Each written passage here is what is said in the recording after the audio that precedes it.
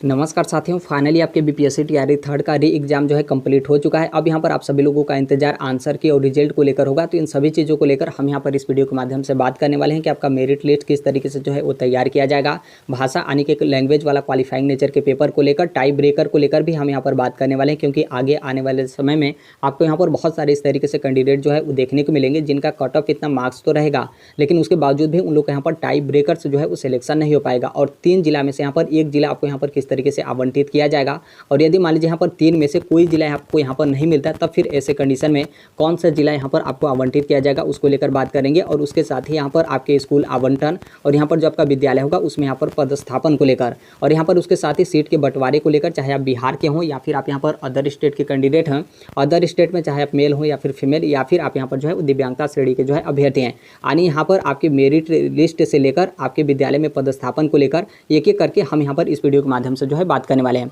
सबसे पहले यहाँ पर जो आपका ओएमआर सीट और जो आपके आंसर की और जो आपका रिजल्ट है उसको लेकर हम यहाँ पर देखें तो देखिए जो आपका ओएमआर सीट है, तो ये जो आपका जुलाई चला है, तो जुलाई की लास्ट वीक में यहाँ पर आपको ओएमआर सीट जो है वो देखने को मिलेगा। आप अपना पोर्टल लॉगिन करके आपका जो डैशबोर्ड होगा उससे आप यहाँ पर जो है वो चेक कर सकते हैं। जो आपका आंसर की होगा तो अगस्त के प्रथम सप्ताह में आपको यहाँ पर आंसर की जो है वो देखने को मिलेगा। रिजल्ट को लेकर आपको यहाँ पर थोड़ा सा इंतजार जो है करना पड़ेगा। इंतजार इसलिए क्योंकि आप सभी लोग को पता है कि आरक्षण वाला जो आपका मैटर है, तो उस मैटर पर यहाँ पर बिहार सरकार सुप्रीम कोर्ट में जो है वो जाएगी, और सुप्रीम कोर्ट की तरफ से जिस तरीके से आपका डिसीजन आता है, फिर उसके बाद यहाँ पर आपके राज्य सरकार की तरफ से आपके निर्णय जो है वो दिए जाएंगे। फिर ये जो आपका सीट होगा टीआरई थर्ड में जितनी भी आपकी वैकेंसी है, फिर वो आपका जो सामान्य प्रशासन विभाग है उसके पास यहाँ पर जाएगा, और जो भी आरक्षण वाला कोटी है तो उस कोटी में उस सीट का यहाँ पर जो आपका बंटवारा है वो यहाँ पर आपके जो है किए जाएंगे। यानी बिहार सरकार की तरफ से जो आपका आरक्षण बढ़ाया गया था, यदि सुप्रीम कोर्ट से वो आपका एक्सेप्ट कर लिया जाता है तो आपका सीट का बंटवारा कोई आपका नहीं होगा, क्योंकि टीआरई थर्ड का जो आपका नोटिफिकेशन था, जो आपका नया आरक्षण वाला नियम था, उसी नियम के आधार पर आपका जो नोटिफिकेशन था वो यहाँ पर आपका जारी किया गया था, और सीट भी उसी तरीके से यहाँ पर आपका बंटवारा जो है किया गया था। यदि सुप्रीम कोर्ट की तरफ से यदि बिहार सरकार को कोई राहत नहीं दिया जाता है, तब फिर इसमें थोड़ा सा आपको जो है उस समय लग सकता है, क्योंकि आपकी वैकेंसी सामान्य प्रशासन विभाग के पास जाएगी, फिर उसके बाद सीट का बंटवारा होगा, फिर उसके बाद यहाँ पर वैकेंसी आपको बीपीएससी के पास आएगी, तो फिर बीपीएससी की तरफ से आपका रिजल्ट जो है वो जारी किया जाएगा। तो थोड़ा सा रिजल्ट को लेकर यहाँ पर आपको इंतजार जो है करना पड़ेगा। सीट को लेकर तो देखिए, आप यदि बिहार से होंगे तो जो भी आपका आरक्षण वाला श्रेणी है उसी श्रेणी में आप लोग के यहाँ पर रिजल्ट जो है वो जारी किया जाएगा। अब इस श्रेणी में कितना यहाँ पर आपको रिजर्वेशन मिलेगा, इसको लेकर थोड़ा सा यहाँ पर आपको इंतजार करना पड़ेगा। सुप्रीम कोर्ट की तरफ से जैसे आपका डिसीजन आएगा तो फिर हर एक चीज़ आपका यहाँ पर कन्फर्म जो है हो जाएगा। बाकी यहाँ पर जो अदर स्टेट के कैंडिडेट हैं उनको लेकर बात करें कि आप यदि अदर स्टेट के मेल कैंडिडेट हैं तो आप सभी लोग को पता है कि अनरिजर्व जो सीट है उसमें यहाँ पर आपका रिजल्ट बनेगा। लेकिन आप यदि अदर स्टेट के फीमेल कैंडिडेट हैं तो अनरिजर्व जो आपका फीमेल वाला सीट है उसमें भी यहाँ पर आपका रिजल्ट जो है बनेगा। उसके साथ ही यहाँ पर अनरिजर्व इतना आप लोग का मार्क्स आ जाता है या फिर इससे ज़्यादा आप लोग के यहाँ पर मार्क्स आता है, तो आप सभी लोग को पता है कि इसमें यानी अनरिजर्व श्रेणी में भी आप लोग के यहाँ पर जो रिजल्ट होगा वो यहाँ पर आपका बनेगा। यानी जिस तरीके से आपका टीआरई फर्स्ट और टीआरई टू में आपका रिजल्ट बना था, उसी तरीके से बिल्कुल आपके यहाँ पर सेम टीआरई थर्ड में भी आपका रिजल्ट जो है बनेगा। अब यहाँ पर अदर स्टेट के जो दिव्यांगता श्रेणी के कैंडिडेट हैं, तो आप सभी लोग को पता है कि आप लोग का जो रिजल्ट बनता है अनरिजर्व यानी जो आपके सामान्य श्रेणी का जो सीट है, तो उस सीट पे यहाँ पर गुणा गुण के आधार पर जो भी यहाँ पर दिव्यांगता श्रेणी के अभ्यर्थी हैं, आप लोग का इस तरीके से जो रिजल्ट है वो यहाँ पर आपके जो है वो दिए जाते हैं। यानी आप अदर स्टेट के फीमेल हो या फिर आप यहाँ पर अदर स्टेट के दिव्यांगता श्रेणी के अभ्यर्थी हैं, जिस तरीके से टीआरई फर्स्ट और टीआरई टू में आपका रिजल्ट बना था उसी तरीके से सेम आपका टीआरई थर्ड में भी जो है वो रिजल्ट बनेगा। नोटिफिकेशन वगैरह में कोई आपका यहाँ पर बदलाव नहीं किया गया है। जिस तरीके से आपका टीआरई फर्स्ट और टीआरई टू में था उसी तरीके से आपका टीआरई थर्ड में है, तो उसी तरीके से इस बार भी जो आपका रिजल्ट होगा यानी सीट को लेकर, तो उसी तरीके से यहाँ पर आपका रिजल्ट जो है बनेगा। अब यहाँ पर आगे बात करें आपके भाषा को लेकर, तो देखिए आप लोग यहाँ पर बोलेंगे भाषा को लेकर कि क्या इस बार भी आपका शून्य जो है किया जा सकता है, मेरा यहाँ पर कम नंबर है। तो देखिए ऐसा आपका बिल्कुल नहीं होगा। हाँ, यदि बीपीएससी की तरफ से ऐसा किया जाता है कि जो आपके लैंग्वेज वाले क्वालिफाइंग नेचर का पेपर है यदि उसको शून्य किया जाए, तो बिल्कुल उन लोग के पास अधिकार है, उन लोग के पास पावर है, और जो आपकी नियमावली है उसमें भी बाकायदा आपके मेंशन जो है किए गए हैं। वो लोग भाषा अहर्ता को शून्य जो है वो कर सकते हैं, लेकिन ऐसा नहीं लगता है कि टीआरई थर्ड में आपके भाषा अहर्ता को जिस तरीके से आपका टीआरई टू में जो है वो शून्य किया गया था, उसी तरीके से आपके यहाँ पर टीआरई थर्ड में भी जो है वो शून्य किया जाए। तो इसलिए आपको यहाँ पर जो आपका भाग 1 है जो कि क्वालिफाइंग नेचर का पेपर जो कि 30 नंबर का पेपर होता है, तो इसमें यहाँ पर आपको 9 नंबर लाना ही पड़ेगा। 9 नंबर यदि आप यहाँ पर नहीं लाते हैं तो आप यहाँ पर फेल जो है हो जाएंगे। भले ही आप जीएस में या फिर जीएस या फिर लैंग्वेज वाले में कितना भी आप यहाँ पर मार्क्स जो है उलाइए। तो ये जो आपका भाषा है उसको लेकर यहाँ पर आपके हो गए। अब यहाँ पर आगे बात करें आप लोग का जो मार्क्स होगा यानी मिनिमम क्वालिफाइंग मार्क्स, उसको लेकर आप यहाँ पर जो है वो देख सकते हैं। ध्यान रखिएगा कि जो आप लोग का कट ऑफ बनेगा यहाँ पर कितने आपके मैक्सिमम मार्क्स आने चाहिए, उस पर यहाँ पर आपके जो है वो डिसाइड जो है वो किए जाते हैं। लेकिन यहाँ पर जो आपका बीपीएससी है उनकी तरफ से मिनिमम आपके क्वालिफाइंग मार्क्स भी जो है वो दिए गए हैं। अब इसमें बहुत सारे जो आपके आरक्षित सीट जो होते हैं तो उसमें यहाँ पर बहुत सारे फीमेल कैंडिडेट या फिर कुछ मेल भी कैंडिडेट होते हैं जिनका यहाँ पर क्या है कि इतना जो आपके पासिंग मार्क्स दिए गए हैं, यदि इतना आप लोग यहाँ पर नंबर ला देते हैं तो आप लोग यहाँ पर सिलेक्शन जो है आपका हो जाता है। तो आप यहाँ पर देख सकते हैं जो यदि आप यहाँ पर सामान्य श्रेणी के कैंडिडेट होंगे तो 40% आपके मिनिमम क्वालिफाइंग मार्क्स दिए गए हैं। पिछड़ा वर्ग के होंगे तो 36.5, यदि आप यहाँ पर अत्यंत पिछड़ा वर्ग के होंगे तो 34% आपके मिनिमम क्वालिफाइंग मार्क्स हैं। और यदि आप यहाँ पर अनुसूचित जाति, अनुसूचित जनजाति और यहाँ पर फीमेल और यहाँ पर आपके निःशक्त और आप यदि दिव्यांगता श्रेणी के कैंडिडेट हैं तो 32% यानी मिनिमम क्वालिफाइंग मार्क्स जो है वो दिए गए हैं। आप यहाँ पर ध्यान रखिएगा कि एक चीज़ यहाँ पर ये भी आपका मेंशन किया गया है कि जैसे यहाँ पर क्या है कि जो आपका सीट है यदि 75% आपका सीट जो है वो नहीं भरता है इतने मिनिमम क्वालिफाइंग मार्क्स पे, तब यहाँ पर क्या किया जाएगा कि 75% सीट भरने के लिए ये जो आपका मिनिमम क्वालिफाइंग मार्क्स यहाँ पर आपके दिए गए हैं इसको शिथिल जो है वो कर दिया जाएगा, यानी इसको एक तरीके से मान सकते हैं कि हटा दिया जाएगा, यानी इससे भी आपका कम नंबर रहेगा तो भी यहाँ पर आपका सिलेक्शन जो है हो जाएगा। कब ये आपका इस तरीके से किया जाएगा, जब यहाँ पर आपके 75% सीट आपके नहीं भरेंगे तब। यदि मिनिमम क्वालिफाइंग मार्क्स तक यदि 75% सीट आपका भर दिया जाता है तब फिर ये जो आपका नंबर होगा इसको यहाँ पर नीचे जो है वो नहीं किया जाएगा। ऐसा आप यहाँ पर देख सकते हैं टीआरई फर्स्ट और टीआरई 2 में अलग, टीआरई फर्स्ट में आपने देखा होगा कि अलग से शिक्षा विभाग की तरफ से इस तरीके का आपका जो नोटिस वगैरह है वो यहाँ पर आपका जारी किया गया था। तो टीआरई थर्ड में यहाँ पर क्या है कि बीपीएससी की तरफ से ये जो आपका नोटिफिकेशन है उस नोटिफिकेशन में ही इस चीज़ के बारे में आपका मेंशन जो है कर दिया गया है। तो आई होप इस मैटर को आप यहाँ पर जो है वो समझ गए होंगे।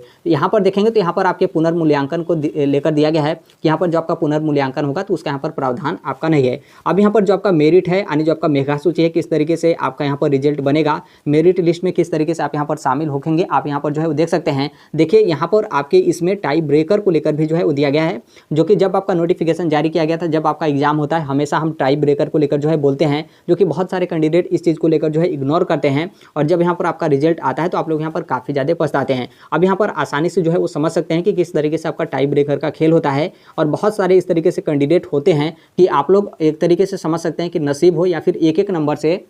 आप यहाँ पर बाहर जो है हो जाते हैं। इसमें देखिए जो आप लोग का मेन जो आपका मेरिट बनेगा तो यहाँ पर आपका कुल प्राप्तांक भाग 2 और भाग 3 के बारे में जब हम यहाँ पर बात करते हैं तो पीआरटी को छोड़कर, क्योंकि आप सभी लोग को पता होगा कि पीआरटी में आपके 2 ही भाग होते हैं। आपका भाग 1 जो होता है वो आपका लैंग्वेज वाला होता है और भाग 2 जो आपका होता है वो यहाँ पर आपके जीएस वाले होते हैं। लेकिन आप यदि 6 to 8, 9 to 10 या फिर 11 to 12 में आप यहाँ पर शामिल होंगे तो आप सभी लोग को पता है कि 3 भाग होता है। भाग 1 जो कि आपका लैंग्वेज वाला, भाग 2 आपका जीएस वाला और भाग 3 जो आपका होता है वो यहाँ पर आपके विषय से संबंधित जो है होता है। तो यहाँ पर जो आपके मेरिट बनते हैं भाग 2 और भाग 3 दोनों का जो नंबर होगा इन दोनों के नंबर को आपका ऐड जो है किया जाएगा और आपके औपबंधिक मेधा सूची ये आपका तैयार किया गया, यानी दोनों का जो नंबर है उसको ऐड किया गया तो ये आपका प्रोविजनल जो आपका रिजल्ट है वो यहाँ पर आपका तैयार किया गया। अब यहाँ पर आगे बोला गया है कि यहाँ पर आपके जो नंबर हैं वो यहाँ पर आपके समान हो गए, यानी जो आपका प्राप्तांक है वो यहाँ पर आपका इक्वल यानी बराबर हो गया। अब यहाँ पर देखिए ये आपका बराबर कैसे होता है, जैसे मान लीजिए कोई भी आपका कट ऑफ किसी भी वर्ग में आपका कट ऑफ गया और फिर यदि उस कट ऑफ से यदि आपका एक नंबर अधिक आया है तो आप सभी लोग को पता है कि आपका सिलेक्शन हो गया, लेकिन जितना कट ऑफ है उतना ही आपका यहाँ पर नंबर आया तो फिर यहाँ पर जो आप लोग का सिलेक्शन होता है यानी आपका कट ऑफ इतना नंबर आ गया तब फिर यहाँ पर आपका बोला गया कि भाग 3 यानी ये जो आपका भाग 3 है इसमें देखा जाएगा कि किसका ज़्यादा नंबर है। यदि उसका ज़्यादा नंबर होगा तो उसको यहाँ पर मेरिट लिस्ट में जो है वो शामिल कर लिया जाएगा, जिसका कम नंबर रहेगा उसको यहाँ पर मेरिट लिस्ट से आपका बाहर जो है वो कर दिया जाएगा। यानी आपका नंबर कट ऑफ इतना तो था लेकिन आपका यहाँ पर नंबर पार्ट 3 में जो है वो कम था और एक दूसरा जो कैंडिडेट था उसका यहाँ पर नंबर पार्ट 3 में जो है वो ज़्यादा था, इसलिए आपका यहाँ पर सिलेक्शन नहीं हुआ कट ऑफ इतना नंबर आने के बाद भी। और यहाँ पर कट ऑफ इतना नंबर आने के आया और उसके बाद भी यहाँ पर जो कैंडिडेट था जिसका भाग 3 में ज़्यादा नंबर था तो उसका यहाँ पर सिलेक्शन जो है आपका हो गया। और यदि मान लीजिए यहाँ पर जो आपका भाग 3 है उसमें भी यदि यहाँ पर आपके बराबर नंबर आ जाते हैं तो फिर उसके बाद यहाँ पर जो आपका भाग 1 यानी जो आपका भाषा वाला क्वालिफाइंग नेचर का पेपर है तो उसमें देखा जाएगा कि किस कैंडिडेट का भाग 1 में जो है वो ज़्यादा नंबर है, जो कि इसी को लेकर हमने कई बार जो है वो बहुत सारे कैंडिडेट को हम यहाँ पर इस चीज़ को लेकर बोले थे कि आप यहाँ पर जो आपका भाषा वाला पेपर है उसमें आप सिर्फ पास होने को लेकर मत सोचिए, बल्कि आप इसमें ज़्यादा नंबर लाने को लेकर भी जो है वो सोचिए। क्योंकि यदि आप यहाँ पर टाई ब्रेकर में आ जाते हैं और यदि आपके यहाँ पर भाषा में ज़्यादा नंबर रहता है तो आपको यहाँ पर जो है वो शामिल किया जाएगा और दूसरा जो कैंडिडेट होगा उसको यहाँ पर मेरिट लिस्ट से बाहर जो है वो कर दिया जाएगा। तो यहाँ पर आपका बोला गया कि भाग 3 में भी यदि आपके बराबर नंबर आ जाते हैं तो फिर यहाँ पर जो आपका भाग 1 होगा इसमें जिसका ज़्यादा नंबर रहेगा उसको यहाँ पर मेरिट लिस्ट में जो है वो शामिल कर लिया जाएगा। और यदि मान लीजिए जिसका भाग मतलब यहाँ पर जो आपका भाग 1 है उसमें भी यदि आपका बराबर नंबर आ गया तो फिर यहाँ पर क्या होगा कि जो आपका उम्र होगा, उम्र का यहाँ पर वरीयता जो है वो दिया जाएगा। और यदि मान लीजिए उम्र भी यहाँ पर आपका बराबर हो गया तो फिर यहाँ पर जो आपका देवनागरी लिपि में जो आपका वर्णमाला के अनुसार यहाँ पर जो आपका नाम होता है तो वहाँ पर जो कैंडिडेट होंगे उनको यहाँ पर वरीयता देते हुए उनको यहाँ पर मेरिट लिस्ट में जो है वो शामिल कर लिया जाएगा। हालांकि ये जो आपका देवनागरी लिपि में वर्णमाला नाम वगैरह होता है तो ये यहाँ पर आपका नहीं आता है, लेकिन आप सभी लोग को पता है कि जो आपका डेट ऑफ बर्थ है, डेट ऑफ बर्थ से बहुत सारे कैंडिडेट आप लोग यहाँ पर बाहर जो है मेरिट से बाहर जो है हो जाते हैं। तो यहाँ तक आपका जो मेरिट होगा वो यहाँ पर आपके उम्र तक जो है वो ध्यान रखा जाता है। तो इस तरीके से जो आपका मेरिट होगा वो यहाँ पर आपके तैयार जो है किए जाते हैं। और जो आपका टाई ब्रेकर है, टाई ब्रेकर में इस तरीके से जो आपके मार्क्स हैं वो यहाँ पर आपके जो है वो देखे जाते हैं कि किसका भाग 3 में ज़्यादा नंबर है उसमें भी बराबर नंबर आ गया, तो किसका भाग 1 में ज़्यादा नंबर है उसमें भी यदि आपका बराबर नंबर आ गया तो किसका यहाँ पर उम्र ज़्यादा है। और फिर इस तरीके से जो आपका मेरिट है वो यहाँ पर आपके बनाकर आप लोग का जो रिजल्ट है वो यहाँ पर आपके जो है वो शेयर कर दिए जाते हैं। अब यहाँ पर प्राइमरी को लेकर आप बोलेंगे कि फिर प्राइमरी का कैसे आपका रिजल्ट बनेगा, तो प्राइमरी में बस यहाँ पर जो आपका भाग 3 है उसको आप यहाँ पर हटा दीजिए, क्योंकि प्राइमरी में आपका 2 ही भाग होता है, एक आपका भाग 1 जो कि लैंग्वेज वाला और दूसरा आपका होता है भाग 2 जो कि आपका जो जीएस का पार्ट है। तो जीएस में जिसका ज़्यादा नंबर आ गया यानी जो आपका कट ऑफ है उससे आपका अधिक नंबर आ गया तो आपका यहाँ पर सिलेक्शन हो गया। और यदि मान लीजिए कट ऑफ इतना नंबर आ गया तब फिर यहाँ पर जो आपका भाषा वाला है तो भाषा वाले में देखा जाएगा कि किसका ज़्यादा नंबर है, जिसका ज़्यादा नंबर रहेगा उसको यहाँ पर मेरिट में जो है वो शामिल कर लिया जाएगा। और यदि भाषा में भी आपका ज़्यादा नंबर रहेगा तो फिर उम्र को जो है वो देखा जाएगा कि जिसका उम्र यहाँ पर ज़्यादा रहेगा यानी जिसका डेट ऑफ बर्थ कम रहेगा यानी डेट ऑफ बर्थ आपका कम होगा तो उम्र यहाँ पर आपका ज़्यादा होगा तो फिर उनको यहाँ पर मेरिट लिस्ट में जो है वो शामिल कर लिया जाएगा। तो ये यहाँ पर जो आपका इस तरीके से बराबर नंबर के बाद आपका भाग 1 और आपका उम्र और देवनागरी लिपि में जो आपका नाम वगैरह वरीयता यहाँ पर दिया जाता है तो उसको हम यहाँ पर टाई ब्रेकर जो है वो कहते हैं। तो इस तरीके से जो आपका मेघा सूची है वो यहाँ पर आपके जो है वो तैयार किए जाते हैं। इस नोटिफिकेशन में आपका साफ तौर पर बोल दिया गया कि जो आपका सप्लीमेंट्री रिजल्ट है वो यहाँ पर आपका जो है वो जारी नहीं किया जाएगा। तो इसलिए यहाँ पर टीआरई 3 में पूरा यहाँ पर फुल चांस है कि जितनी भी आपकी वैकेंसी जितना भी आपका सीट है उतने सीट पे आपको यहाँ पर रिजल्ट जो है वो देखने को मिलेगा। तो आई होप इसको लेकर आप यहाँ पर जो है वो समझ गए होंगे कि किस तरीके से यहाँ पर जो आपका मेघा सूची है पहले आपका औपबंधिक बनता है फिर उसके बाद फाइनली ये जो आपका रिजल्ट है वो यहाँ पर आपके जो है वो तैयार किए जाते हैं। अब यहाँ पर अधिमानता को लेकर तो अधिमानता में देखिए जो आपका 3 जिला है उसको लेकर आप यहाँ पर जो है वो देख सकते हैं। आप सभी लोग को पता भी होगा कि जब आप फॉर्म जो है वो सबमिट किए होंगे तो आपको 3 जिला जो है आपने सेलेक्ट किया होगा, जो कि वो आपका 3 जिला एग्जामिनेशन सेंटर नहीं था बल्कि यहाँ पर आपकी नौकरी को लेकर था कि आप यदि सिलेक्ट होते हैं तो आपको यहाँ पर 3 जिला में से कौन सा जिला में आप अपनी पोस्टिंग जो है वो चाहते हैं। तो उसी को लेकर यहाँ पर आपका बोला गया कि फॉर्म सबमिट करते टाइम 3 जिला का अधिमानता आपने अवरोही क्रम में जो है वो दिया है। और यहाँ पर जो आपका मेघा यानी जो आपका मार्क्स होगा उसी के आधार पर आप लोग यहाँ पर जो जिला होगा वो यहाँ पर आपके आवंटित जो है वो किए जाएंगे। और आगे यहाँ पर आपका बोला गया कि तीनों अधिमानता में से किसी भी यहाँ पर एक प्राप्त नहीं होने की स्थिति में अंग्रेजी वर्णमाला के अनुसार यहाँ पर क्या होगा कि रिक्त पद वाला जो आपका जिला होगा वो यहाँ पर आपके आवंटित जो है कर दिया जाएंगे। यानी जो आप लोग का मेरिट बनेगा तो ओवरऑल पूरा यहाँ पर बिहार का जो भी आपका श्रेणी हो जो भी आपका सब्जेक्ट है उसमें यहाँ पर आपका रिजल्ट बनेगा। और फिर रिजल्ट बनने के बाद यानी आप मेरिट लिस्ट में जो है वो शामिल हो गए और फिर उसके बाद यहाँ पर आपका देखा जाएगा जिला को लेकर। तो आपने फॉर्म सबमिट करते टाइम 3 जिला जो है आपने सेलेक्ट किया था तो 3 जिला में से देखा जाएगा कि पहला वाला जो आपका जिला है जो आपने पहला जिला सेलेक्ट किया तो उस जिले में आपका यदि ज़्यादा मार्क्स रहेगा तो वो जिला आपको मिल जाएगा। फिर यदि वो जिला नहीं मिलता तो फिर दूसरे वाले का देखा जाएगा, दूसरे में आप लोग का अन्य कैंडिडेट से ज़्यादा मार्क्स रहेगा तो वो जिला आपको मिल जाएगा। यदि वो भी जिला नहीं मिलता तो तीसरा वाला देखा जाएगा, तीसरा जिला भी आपको यहाँ पर नहीं मिलता तो आप लोग यहाँ पर सोचेंगे तब तो 3 जिला नहीं मिला तो फिर यहाँ पर मेरा नौकरी जो है वो चला गया, क्या हम यहाँ पर बाहर हो गए? तो ऐसा आपका बिल्कुल नहीं है, क्योंकि हमने बोला कि आपका ओवरऑल बिहार का टोटल एक ही साथ आपका मेरिट बनेगा तो आप तो यहाँ पर मेरिट लिस्ट में शामिल है। लेकिन जो आपका 3 जिला था 3 जिला में से कोई जिला यहाँ पर आपको नहीं मिला तब फिर यहाँ पर देखा जाएगा कि जो आपका अंग्रेजी वर्णमाला यानी आपका नाम का वर्णमाला नहीं बल्कि यहाँ पर जो आपका जिला का जो आपका नाम दिया गया, जैसे आप देखेंगे आपका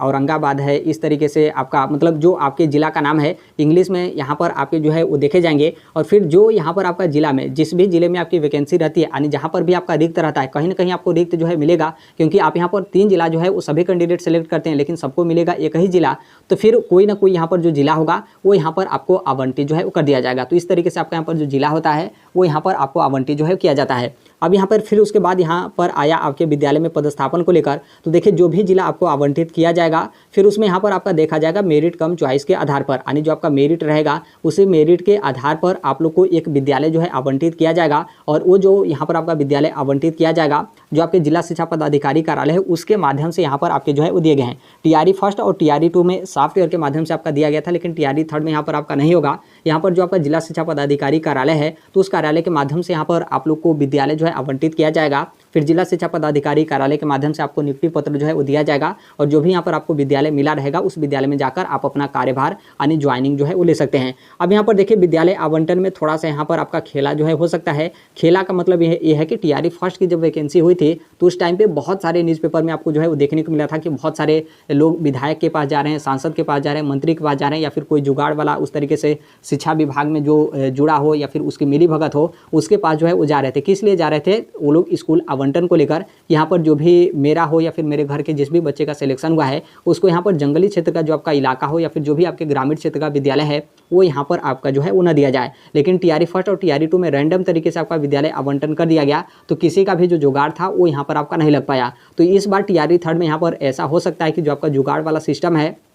वो यहाँ पर आपका लगे, क्योंकि टीआरई थर्ड में कोई यहाँ पर चांस नहीं है कि आप लोग यहाँ पर रैंडम तरीके से जो आपका विद्यालय होगा वो यहाँ पर आपका मिलेगा। नोटिफिकेशन में भी आपके मेरिट कम चॉइस के बारे में जो है वो जिक्र किए गए हैं। तो हालांकि जैसा उस टाइम पे आपका माहौल रहेगा तो उस चीज़ को लेकर हम यहाँ पर बता देंगे, लेकिन जो आपका पदस्थापन होता है विद्यालय में तो मेरिट कम चॉइस के आधार पर ही आप लोग यहाँ पर विद्यालय जो है आवंटित किया जाता है। तो आई होप जो भी इस वीडियो के माध्यम से था आई होप आप लोग जो है वो समझ गए होंगे, क्योंकि इसमें कोई उस तरीके से आपका बहुत ज़्यादा कठिन नहीं था। थोड़ा बहुत आपको यहाँ पर शायद आप लोग यहाँ पर कन्फ्यूज होंगे टाई ब्रेकर को लेकर, लेकिन इस नोटिफिकेशन को आप सही तरीके से पढ़ेंगे, इतना को आप यहाँ पर सही तरीके से पढ़ लेते हैं तो आपको पता चल जाएगा कि किस तरीके से यहाँ पर आपके टाई ब्रेकर होते हैं और टाई ब्रेकर में किस तरीके से यहाँ पर आपका यदि कट ऑफ इतना मार्क्स भी आ जाता है तो किनको यहाँ पर शामिल कर लिया जाता है और किनको यहाँ पर आपके मेरिट से जो है बाहर किया जाता है। तो ये आपके टीआरई थर्ड के रिजल्ट को लेकर और रिजल्ट के साथ ही आप लोग के विद्यालय में पदस्थापन को लेकर हो गया। बाकी जैसे भी अन्य अपडेट या फिर इन्फॉर्मेशन आते रहते हैं आप सभी लोग को पता होगा कि हम इस platform right to education India जो है शेयर कर ही देते हैं। और अभी तक इस चैनल को आप सब्सक्राइब नहीं किए होंगे